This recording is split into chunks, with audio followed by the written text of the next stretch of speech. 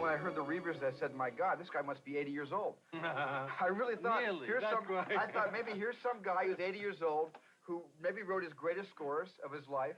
And I wanted to find out who this guy was, and I met this young man named John Williams. I was amazed. John Williams did not start as a classical composer. He started as a jazz pianist. John Williams played piano on West Side Story. And he played piano on The Apartment. Born and bred in the Fox system. Him and Jerry Goldsmith, that's where they learned. Nobody knew that the whole field would change.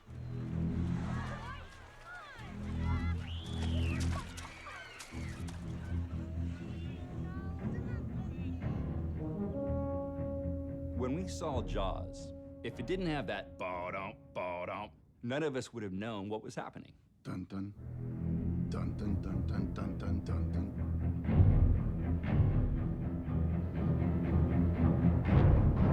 It was pretty brilliant. And it was almost like a crazy experiment. He was an engine. Ba-dum, ba-dum, accelerate, ba-dum, ba-dum, ba-dum, ba-dum. Like a train moving forward. This is an eating machine. He is as simple as I move forward to kill. That shark didn't need more. He needed 2 notes. The first day with Steven said, what are you going to play for Jaws? I went... He said, you're kidding. I said, you're crazy. This is a serious movie. I thought he was going to say, oh, no, I'm only kidding. And he was about to play this very poetic pastoral symphony.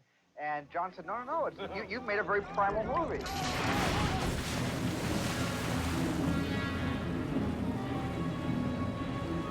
Part of the genius of John Williams is how he spots music and how he places music in a movie. John did not want music to celebrate a red herring. He only wanted music to signal the actual arrival of the shark. Everybody goes, oh, Jaws, it's just these 2 notes. It's not. There's this amazing orchestral symphonic piece that takes place and is just being triggered by these 2 notes. Just artistic imagination is phenomenal. We are not worthy. I said, oh, my God. You know, it's a rebirth. Film music is back. It's alive.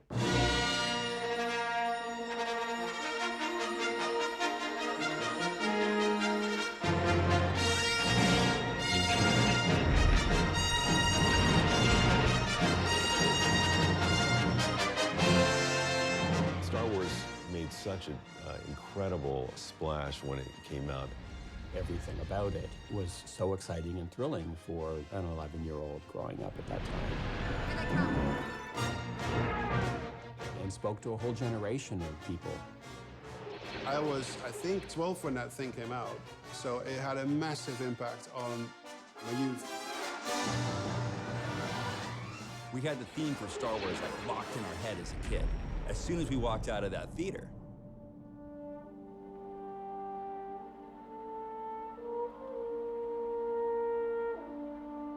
Musically, yes, it is a symphonic score, but I mean, it's one of the best scores I've probably ever written. It's impossible to think of Star Wars without Williams' music.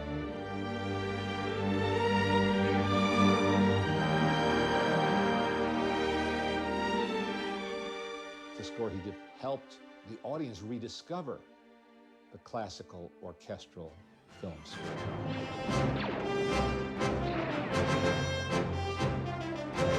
Spielberg and Lucas can lay claim to many things, and one of them is helping to reintroduce audiences to that kind of movie-going experience. Star Wars turned the shit upside down.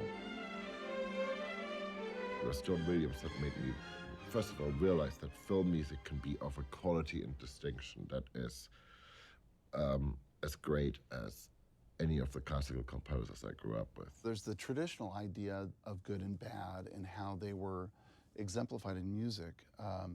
I like to always go to Star Wars because, you know, there's those beautiful themes, John's main theme, and then there is the love theme.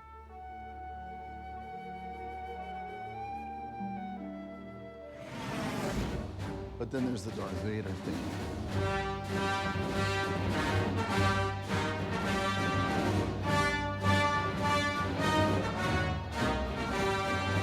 Dun, dun, it's so martial and so broad that you go, oh boy, there's something not good here.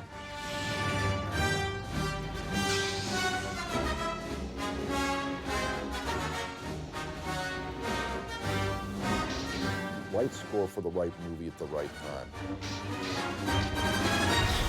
That 70s era, that is absolutely the era of John Williams. Without his music, Superman's powers are greatly diminished. Believe me, if you try to fly without that theme, you go nowhere. 1 step, 2 steps, and down. Everyone knows the Superman theme, but the Krypton theme that comes right before it, that overture, it's mysterious, it's almost like avant-garde.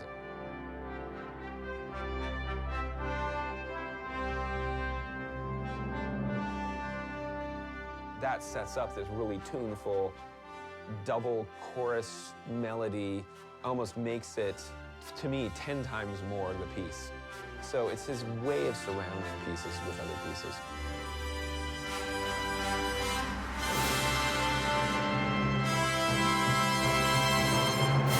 Most of the world, if you were to play the music from Jaws or Star Wars or Raiders of the Lost Ark, most folks would know exactly what that was.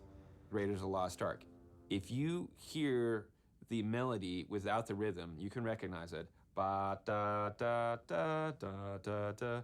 But if you just do the rhythm ta ta ta ta ta ta ta with no melody, you recognize it either way.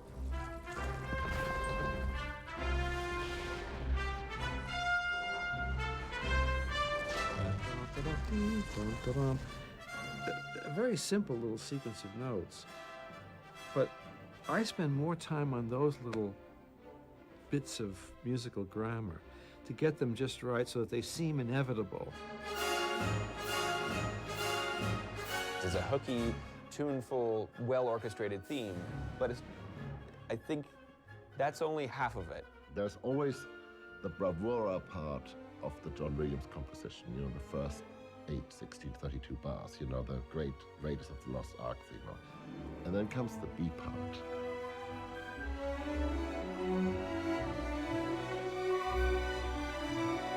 It's less well known, but it's so beautifully crafted. And I always think that's the part he writes for himself. I think he's as brilliant as people feel he is, and as popular as his music is, he's even better than that.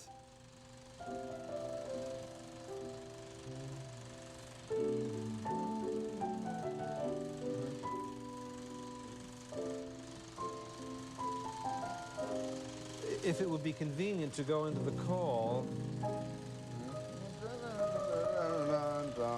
Yeah.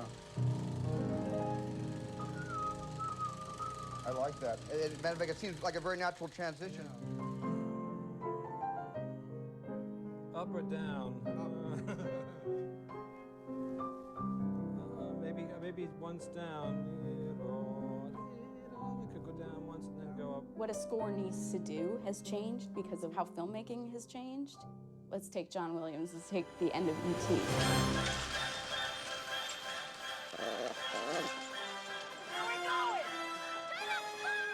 It is just a wide open space for music.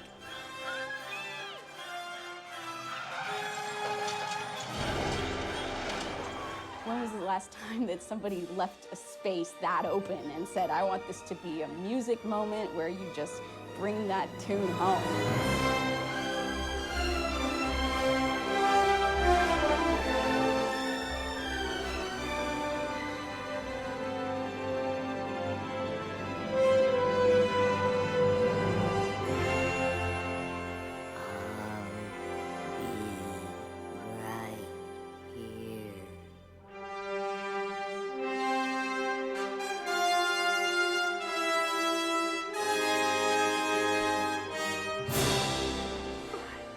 We have this vast, expansive music with the taking off of the spaceship.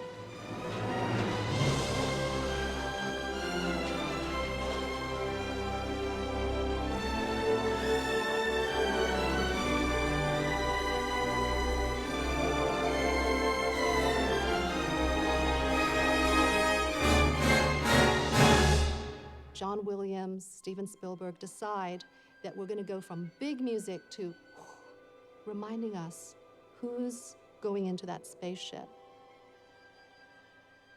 We could look at what is happening in the story as being very sad. These are farewells.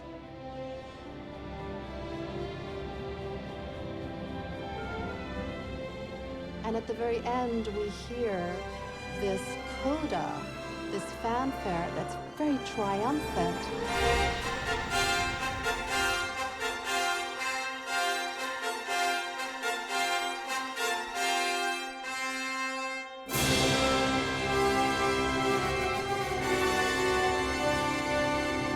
That is saying that we're looking at this from Elliot's viewpoint, that it's not a loss, but it's almost like saying, mission accomplished. We got E.T. home.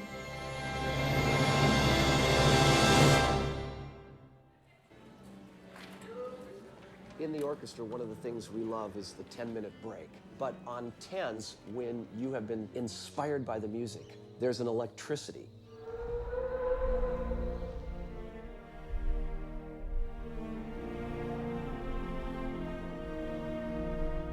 On Jurassic Park, you could tell by the look in your colleague's eyes that you were not mistaken, that you had just played something that was going to almost live eternally.